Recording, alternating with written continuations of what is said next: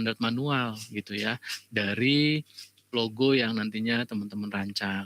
Nah, adapun UAS tersebut itu dibuat ataupun dikerjakan secara berkelompok. Jadi nanti teman-teman diminta untuk membuat satu kelompok masing-masing berisi ataupun beranggotakan 4 orang maksimal. Ya kalau misalnya dirasa ternyata misalnya dari jumlah total yang aktif mata kuliah mahasiswanya, kemudian ada yang mungkin kebagian hanya 3 orang ataupun 2 orang juga nggak apa-apa, selama pembagian pekerjaannya nanti bisa seimbang. Oke, mungkin saya harus brief dari timeline kerjanya dulu supaya teman-teman nanti bisa apa namanya ya, memprediksi ataupun menjadi pertimbangan supaya tidak ketinggalan nanti. Jadi karena sifatnya nanti setelah UTS ini kita asistensi tiap pekannya, sehingga yang menjadi apa namanya bahan diskusi itu adalah progres yang kalian kerjakan, yang telah kalian selesaikan gitu. Oke, saya mulai dari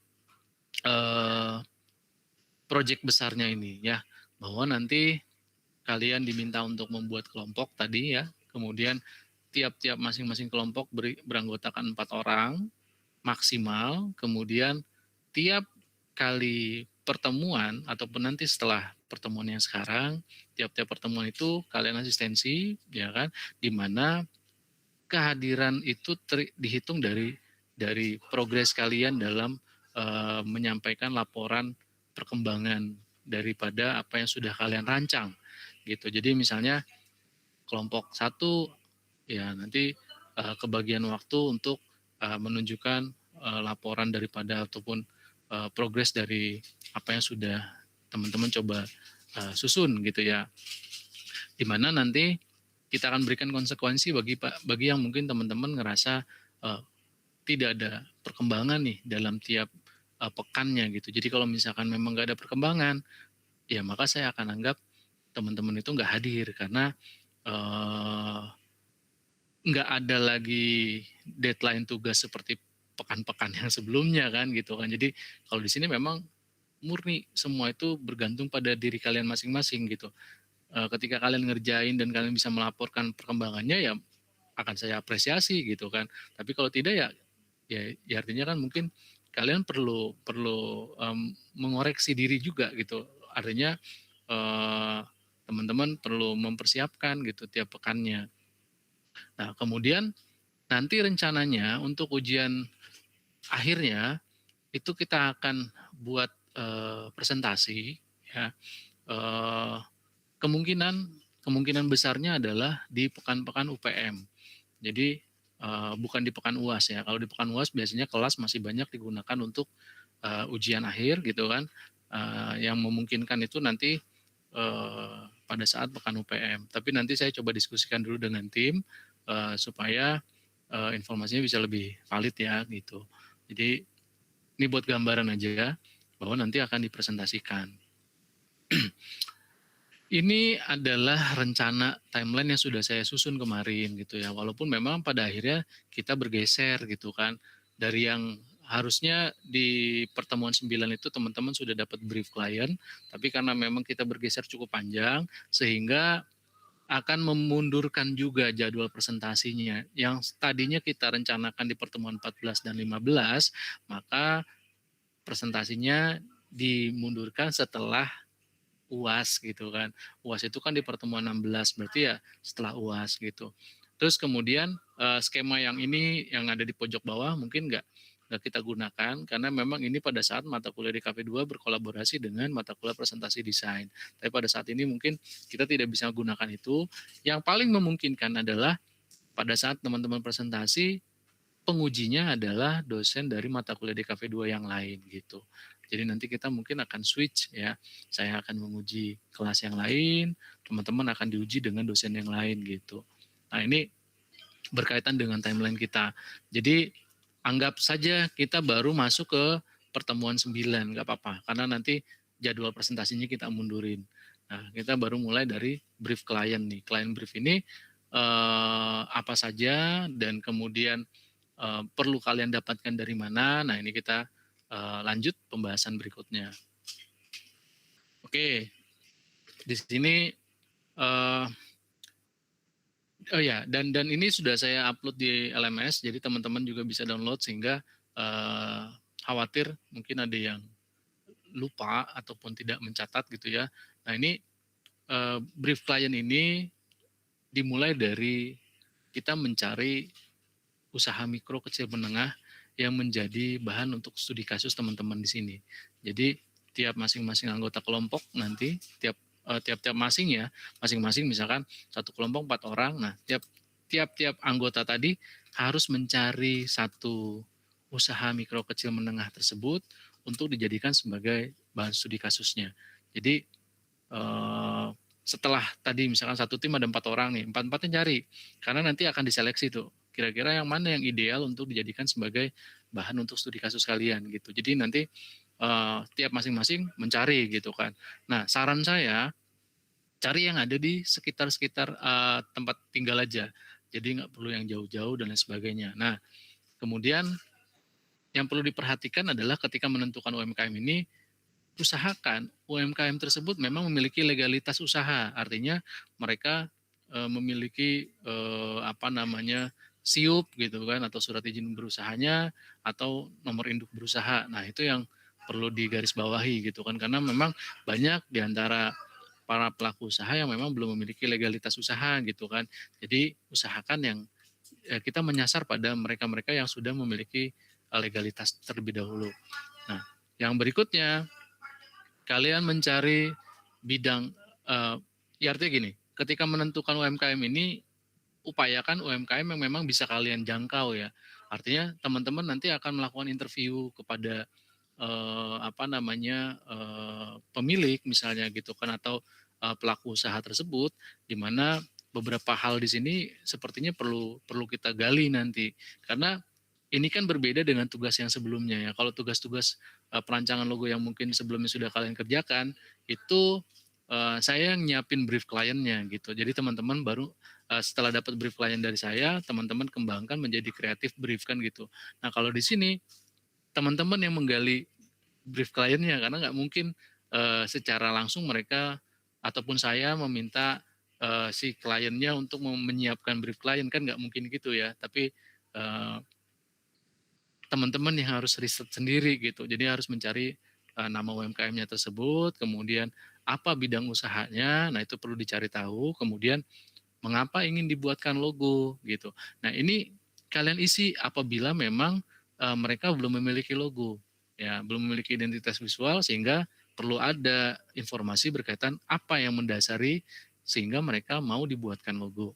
Nah yang berikutnya mengapa logonya ingin diredesign apabila memang mereka sudah punya sebelumnya dan kemudian pada saat kalian interview mereka bersedia misalnya. Terus kenapa? Alasannya apa? Sehingga kita memiliki satu landasan yang kuat untuk merancang logonya nanti seperti apa gitu. Jadi misalkan gini, saya punya kebetulan teman-teman misalnya menginterview saya nih sebagai pemilik usaha. Saya udah punya usaha mas, udah punya logo juga, identitas visualnya juga udah ada. Terus tapi saya bersedia nih mas, kalau memang teman-teman mahasiswa ini mau menjadikan usaha saya sebagai studi kasus untuk kuliah kalian, misalnya gitu kan. Nah, kalian kan perlu cari tahu kenapa bersedia kan gitu ya. Terus dasar-dasar itu yang perlu nanti disampaikan di dalam laporan gitu ya. Jadi pekan depan nanti ini laporannya gitu kan.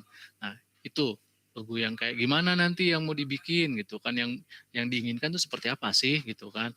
Apakah yang kombinasi, apakah yang picture mark atau yang letter mark ataukah memang sebetulnya kalian merekomendasikan keduanya karena memang misalnya kebetulan usahanya belum cukup settle gitu kan, mereka usahanya belum cukup kuat brandingnya sehingga sepertinya masih membutuhkan yang namanya identitas berupa type face-nya gitu kan, huruf yang logo type-nya gitu supaya audiens juga tahu bahwa produk itu produk apa gitu kan ataupun logonya membicarakan entitas apa gitu kan. Nah, itu juga apa namanya, dikritisi nanti pada saat diskusi. Kemudian kesan yang ingin ditampilkan. Nah, ini kesan apa yang mau ditampilkan di dalam logo gitu ya. Nah, ini juga perlu digali oleh teman-teman di sini.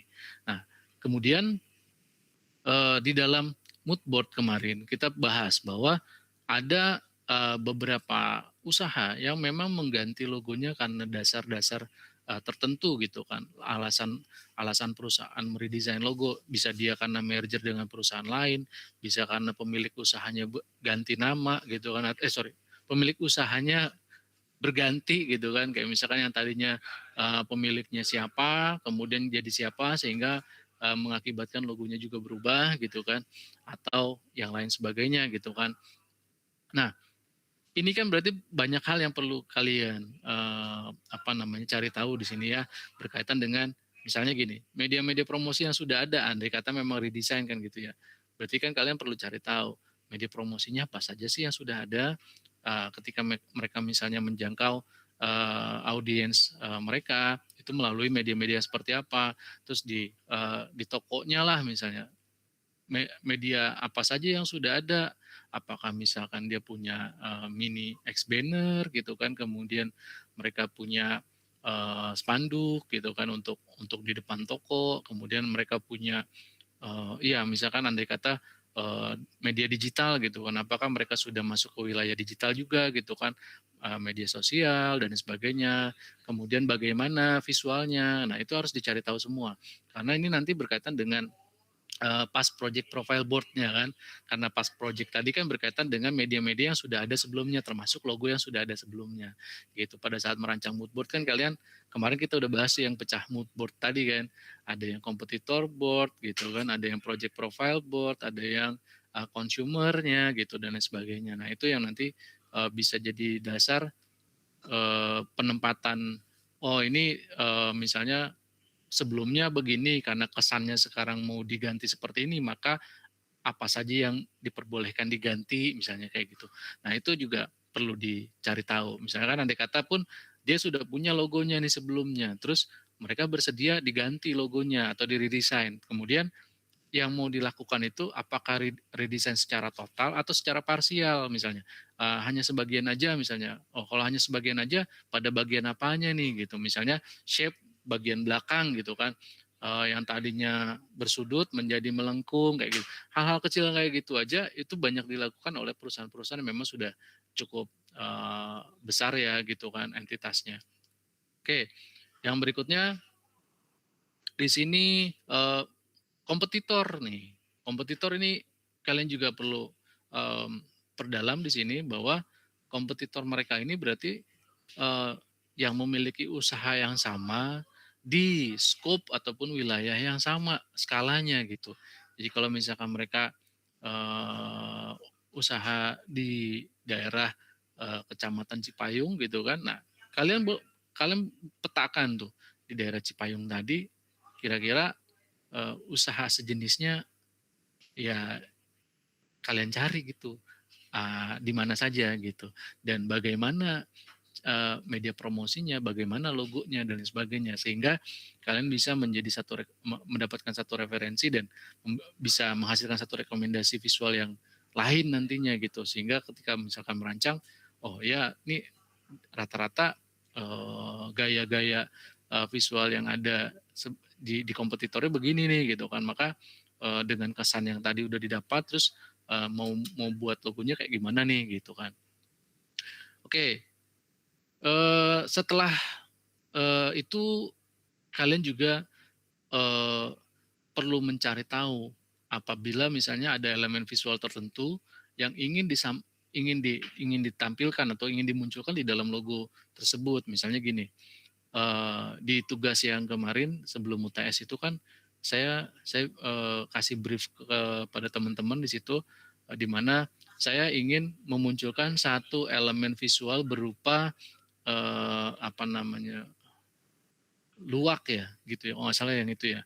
Nah luwak tadi muncul di dalam visual logonya gitu misalnya. Nah mereka apa nih gitu kan, andai kata misalkan kebetulan produknya bakery gitu kan, kemudian mereka pingin ada ada role-nya atau apa gitu atau mixer dan sebagainya, itu nggak boleh lari tuh gitu. Jadi eh, itu memang apa yang diinginkan klien kan. Nah, yang bisa kita lakukan adalah mengeksplorasi visualnya gitu. Nah, proses itu yang nanti akan saya nilai di situ gitu kan, bahwa kalian pada saat mengeksplor, pada saat apa ya memproses gambar yang ataupun teks yang tadinya hanya oke, misalkan yang dibutuhkan adalah talenan misalnya gitu. Kemudian kalian mengeksplor ke dalam bentuk visual yang beragam tadi gitu kan. Nah, kemudian itu yang bisa nanti menjadi bahan diskusi di tiap-tiap pekannya gitu kan. Bahwa ini untuk secara visual nanti ini Pak, terus teksnya nanti kayak gimana. Nah, kita kan pakai morphological matrix nanti kan seperti itu. Nah, itu yang perlu dipahami tuh, bahwa teman-teman perlu sedetail mungkin pada saat menggali informasi untuk kebutuhan perancangan gitu ya. Nah, dari brief klien yang tadi, kemudian kalian kembangkan menjadi satu kreatif brief. Nah, kreatif brief ini berarti hasil brainstorming dari teman-teman nih gitu kan, dari kelompok gitu kan. Oke, misal eh, project background-nya ya, menjelaskan tentang latar belakang project yang akan dikerjakan gitu kan. Kemudian product knowledge-nya ya kan.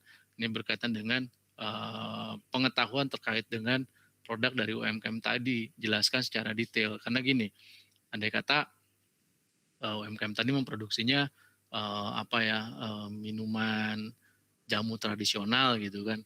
Nah, kemudian yang menjadi apa ciri khasnya apa sih, kemudian yang menjadi best sellernya yang mana sih gitu kan. Nah, yang kayak gitu-gitu kan kita perlu cari tahu. Kemudian mandatory elemen tadi, elemen visual yang harus hadir. Nah, ini juga harus masuk dalam creative brief. Kemudian kalian menentukan tone manner-nya, nah, warna, terus berkaitan dengan gaya ilustrasinya, terus gaya type apa tipografinya, kemudian misalnya mau pakai shape apa di bagian belakang untuk menggabungkan antara gambar dan tulisan gitu kan, mau style yang seperti apa. Nah, ini masuk semua di dalam tone manner tadi. Kemudian key message apa yang menjadi pesan utamanya gitu kan di dalam apa perancangan logonya gitu kan, kira-kira seperti apa. Nah, ini juga penting, di sini ada positioning, di mana pasti akan ada banyak usaha-usaha serupa ya, sejenis yang mungkin menjadi bahan studi kasus kalian nanti. Kayak misalkan kebetulan ada waktu itu ada yang misalnya masuk ke wilayah apa namanya jual beli hewan kurban misalnya gitu kan, akikah dan sebagainya. Kemudian itu kan banyak tuh ya yang mungkin punya usaha sejenis dan serupa. Tapi di sini kita perlu memberikan satu positioning bagi mereka gitu kan. Kalian memberikan rekomendasi ataupun andai kata mereka sudah punya, yaitu yang harus dikuatkan gitu. Positioningnya apa sih? Hal apa yang nilai apa yang mereka tawarkan sebagai satu produsen gitu kan dalam dalam menjual produknya gitu kan. Kayak misalkan uh, seperti yang sering kita bahas di kelas gitu kan, kayak misalkan kenapa ada sabun apa namanya khusus untuk kecantikan gitu kan, terus ada sabun kesehatan disebutnya gitu kan, terus ada sabun apa namanya untuk keluarga gitu kan. Nah, itu kan bentuk positioning dari mereka dalam mereka menghadirkan nilai yang mau mereka jual ataupun mereka sampaikan kepada audiens mereka ataupun halayak mereka kan gitu. Nah, kemudian kompetitor tadi dan segmentasi. Nah, ini kalian sampai ke dalam demografi nanti ya kan, kemudian psikografis dan secara geografis. Ya, ini sasaran daripada usahanya mereka. Mereka punya usaha, kemudian targetnya bagi siapa aja, dengan usia berapa, dengan jenis kelamin yang bagaimana, terus target profesi yang seperti apa, sehingga kita bisa menentukan sistem ekonomi sosialnya seperti apa gitu. Nah, ini yang nanti perlu dihasilkan oleh kalian dan kita diskusikan pada pertemuan pekan depan gitu, pada saat luring. Jadi timnya udah jadi, brief kliennya sudah ada, bahkan sudah menjadi kreatif brief gitu. Nah, ini target untuk selesai satu pekan ini. tadi usaha yang menjadi garis besarnya ya untuk UMKM yang kalian pilih nanti. Yang perlu dipertimbangkan pertama berarti mereka punya legalitas usaha, ya kan. Yang kedua, mereka menawarkan produk ataupun jasa yang memang mereka produksi gitu kan, atau mereka tawarkan secara langsung. Kayak misalkan gini, maksudnya gini ya, ada banyak usaha-usaha yang mungkin masuk ke dalam kategori UMKM, ya kan, kayak pedagang basreng, pedagang cilok segala macam. Tapi ketika mereka tidak memiliki surat izin usaha, gugur tuh tadi, ya kan, itu buat seleksi gitu kan. Terus kemudian, oh ini ada Pak warung kelontong, mereka punya punya surat izin usaha, ya kan? Tapi mereka punya produk nggak gitu. Mereka itu lebih banyak menawarkan produk-produk yang beragam di situ. Apapun masuk ke dalam apa namanya ya usahanya mereka gitu kan. Ya mereka nanti masuk brand apa air mineral, ada snack, ada macam-macam di situ. Kerupuk ikan sari rasa dan lain sebagainya. Nah, ini yang perlu dipahami juga bahwa kita berupaya mencari usahanya yang memang memiliki satu produk yang tetap nih, misalnya mereka memproduksi roti rumahan kayak gitu-gitu tuh. Terus jasa, boleh jasa salon boleh, terus cukur rambut berarti kan. Terus jasa apa ya? Wedding, kemudian jasa fotografi bisa masih masuk tuh selama tadi masih memiliki surat izin usaha tadi. Andai kata enggak gugur juga gitu ya. Nah, ini mungkin menjadi penting nih gitu ya. Jadi tolong teman-teman perhatikan gitu ya. Jadi jangan semua usaha yang ada ya disikat semua enggak ya, kita hanya usaha-usaha tadi dengan memenuhi kriteria tadi. Terus di dekat rumah saya ada nih Pak gitu kan, kebetulan dia ada bengkel gitu kan, nah itu masih masih masuk tuh jasa kan. Tapi kalau yang dia jualan spare part juga gimana Pak? Yang pertama kan berarti dia jasa nih gitu kan, tapi di sana dia nyetok, ya nggak apa-apa, kan kita ambil usaha utamanya kan apa namanya jasa perbaikan tadi gitu kan. Nah, kalau urusan dia punya stok barang apa ya itu di luar itu gitu. Tapi paling enggak yang menjadi garis bawahnya di sini adalah dia adalah usahanya usaha jasa perbaikan kendaraan gitu kan, servis dan sebagainya. Nah, itu yang menjadi penting di sini. Jadi teman-teman bisa menggarisbawahi hal itu untuk menentukan UMKM mana yang pantas untuk dijadikan sebagai studi dalam pembahasan mata kuliah di KV2 ini gitu. Nah, sampai di sini ada yang mau ditanyakan kah? Silakan. Ayo silakan jika ada pertanyaan. Bapak izin bertanya. Boleh, Nadia. Untuk legalitas usaha itu perlunya NIB atau boleh dari surat izin RT RW aja, Pak? Ya, ini kalau misalnya dia sudah ada surat izin dari apa namanya dari aparatur daerah apa setempat juga nggak apa-apa sebetulnya gitu. Silakan aja. Yang penting surat izinnya jelas, kemudian dia memang usahanya juga jelas, ada produknya gitu. Ada kalau jasa ada jasa yang ditawarkan kayak tadi gitu. Yang penting itu. Kalau misalkan yang pedagang keliling dia nggak punya toko segala macam, kayaknya kita hindari dulu gitu. Nah ini kira-kira usaha yang seperti apa Nadia? Nadia maksud?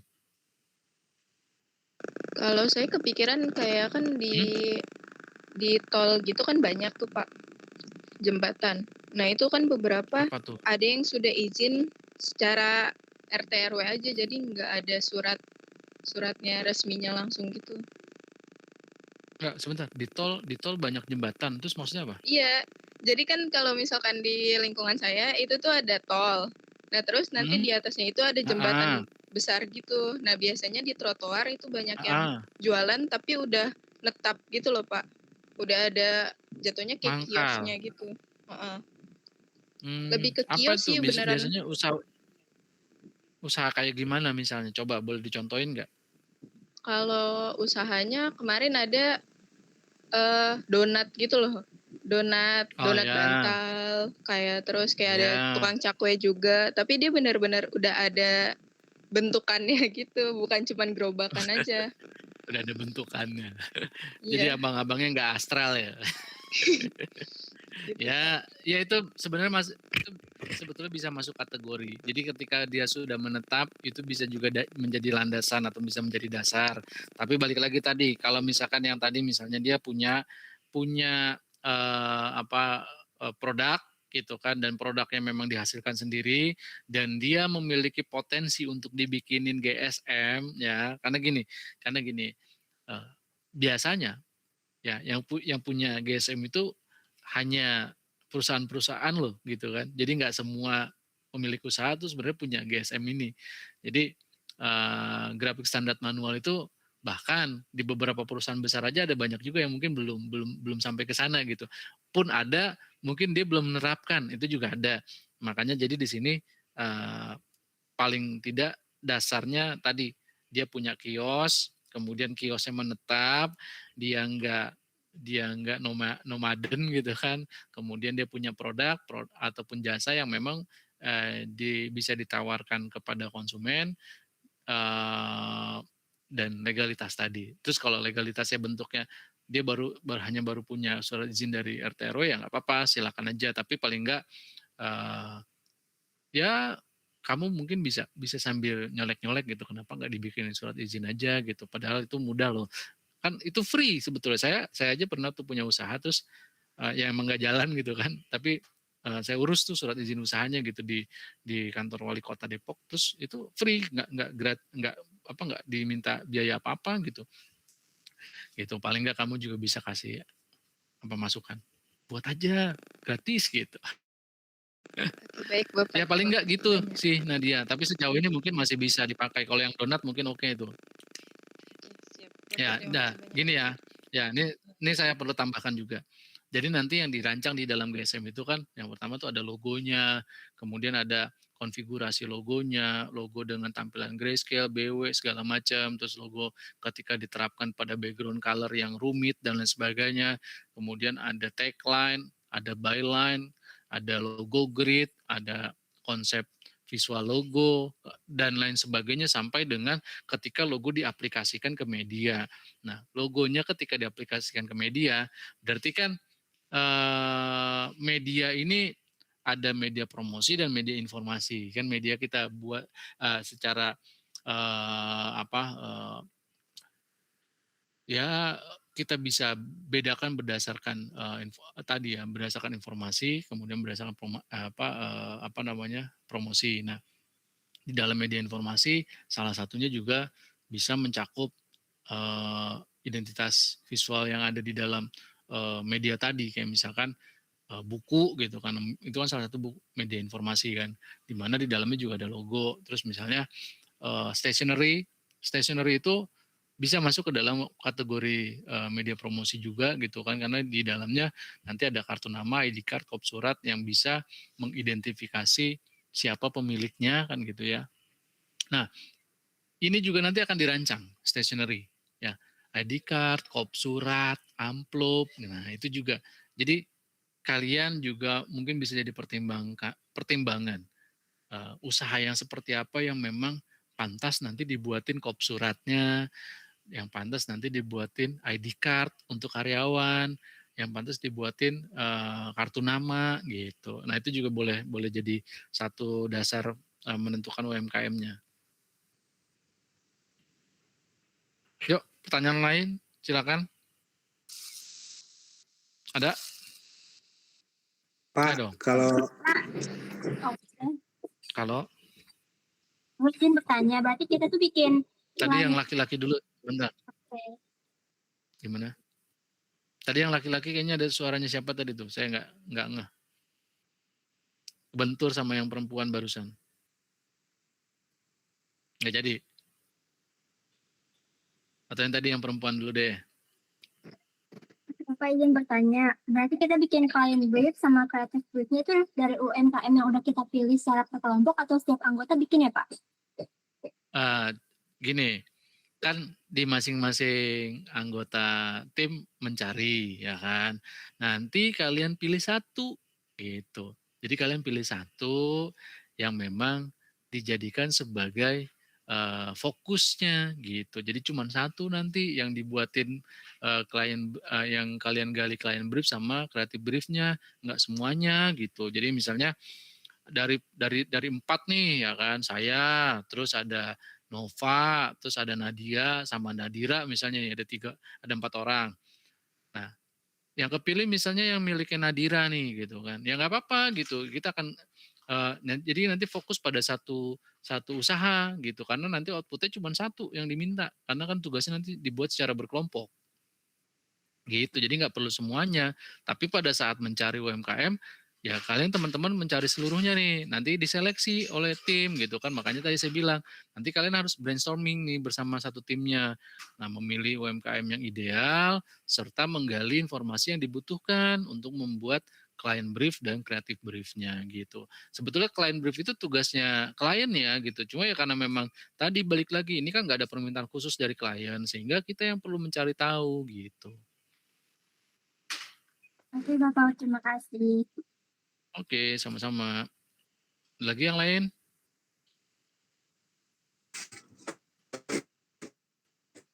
Pak, maaf Pak, kalau bengkel bubut tuh boleh nggak ya Pak?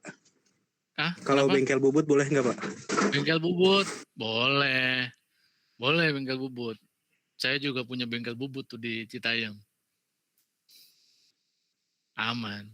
Itu bahkan kan nanti dia ada karyawan, ya kan? Terus dia butuh surat menyurat tuh gitu kan, butuh logo, butuh media promosi. Aman itu.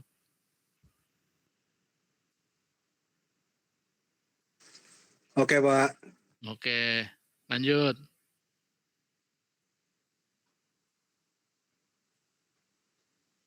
Ayo. Bahkan tuh usaha orang tua saya tuh yang bengkel bubut aja, orang tua saya tuh yang pengen ditarik ke IKN kemarin tuh kan, buat jadi monitoring gitu kan. Jadi kan kalau di rumah itu ayah saya tuh buka usaha bengkel bubut tadi dan gak ada karyawannya gitu, sendirian aja. Terus mau direkrut dibawa ke Kalimantan, sayanya nggak ikhlas. Cuman buat mentor tuh. Dan kalau misalkan ada media promosi, barangkali dia bisa rekrutmen karyawan nanti segala macam gitu, membesarkan usahanya. Oke, yuk yang lain yuk.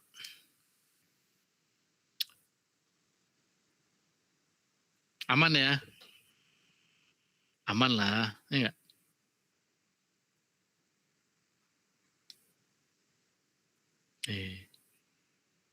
Ya, sejauh ini mungkin itu dulu ya yang perlu dipahami, dan kemudian kalian bisa coba riset di sini ya, latihan riset. Dan nah ini juga penting nih ya, karena gini, kan ini kan berarti kalian itu praktek langsung di lapangan, di mana mungkin tidak ada bekal secara khusus dari saya ketika kalian di lapangan itu gimana gitu. Nah, paling paling enggak saya juga harus mengimbau kepada kalian bahwa ketika kalian itu bersosialisasi nantinya gitu kan, bertemu dengan mereka, pemilik usaha dan sebagainya, yang perlu dijaga kan berarti etika kita gitu kan, adab kita, kemudian juga kalian harus menjaga nama baik ya kan. Selain nama baik kalian sendiri, kalian juga membawa nama baik Unindra kan gitu. Nah, itu yang perlu dipahami mungkin gitu ya. Jadi andai kata misalnya mereka nggak bersedia, jangan dipaksa. Oh ya udah, baik Ibu, terima kasih gitu kan. Terus kalau memang misalnya ini apa ya Mas, jelasin gitu. Jadi kitanya harus kasih senyum gitu kan.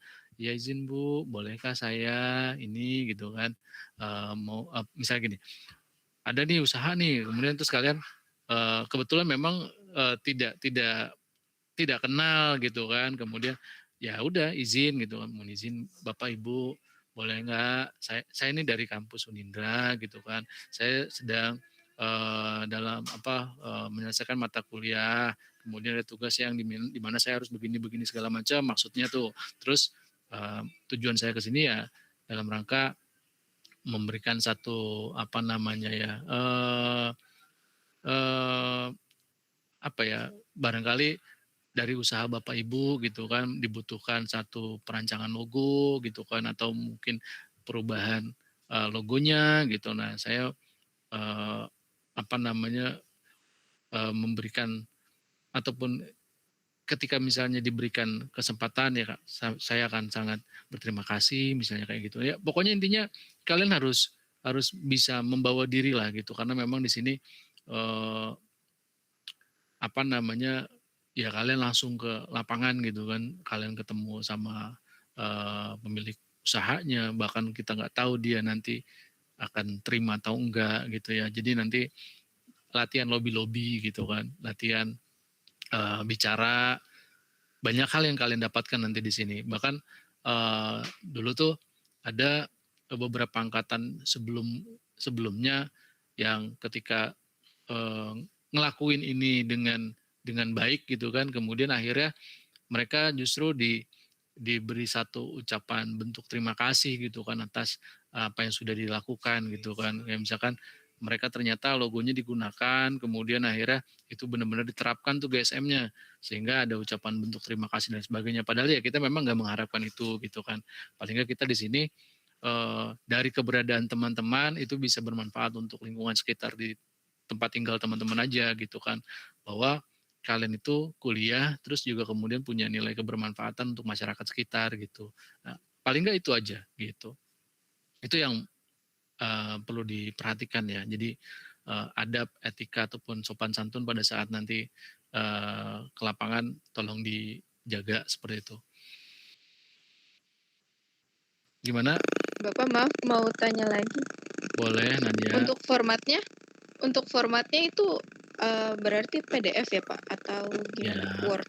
Gini, boleh di dalam Word, boleh di dalam PDF, boleh nanti bentuknya di dalam soft copy. Tapi kalau soft copy ya usahakan nanti kita menggunakan media yang lebih luas layarnya gitu kan supaya bacanya mudah. Ataupun misalnya nanti mau dikumpulkan di dalam drive juga nggak apa-apa, boleh. Nanti kalau memang teman-teman nih mau koordinasi dengan teman-teman yang lain gitu kan, dikoordinir oleh siapa, kemudian nanti tugasnya bisa dikumpulin dalam satu file, kemudian nanti kita bisa diskusikan satu persatu, jadi lebih lebih rapi misalnya gitu, nggak apa-apa silakan gitu.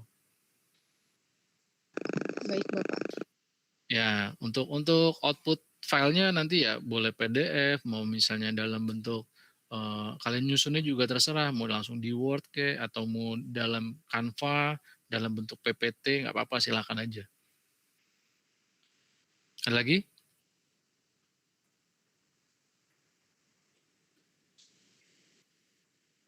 Oke, ini tahapan kita masih panjang ya. Dari apa yang kalian susun di sini, creative brief, nanti dikembangkan menjadi mind mapping, menjadi mood board, kemudian baru nanti masuk ke thumbnail logo, dan seterusnya. Makanya kalau pekan ini kalian nggak selesai, maka mundur semua tuh nanti timelinenya. Maka harapan saya, teman-teman pekan depan sudah bisa menyelesaikan project pekan pertama ini sehingga kita bisa melangkah ke project yang berikutnya gitu ya. Nah, untuk materi yang ini ada di dalam LMS, teman-teman bisa download langsung dan sekaligus dengan ketika download berarti otomatisasi presensi kehadiran sehingga saya nggak perlu panggil satu persatu lagi. Jadi kalian cukup klaim kehadiran dengan mendownload materi pertemuan 11. Kemudian di pertemuan berikutnya saya akan bahas grafik standar manual apa saja itu secara detail. Kemudian sekaligus membahas apa yang sudah kalian selesaikan di dalam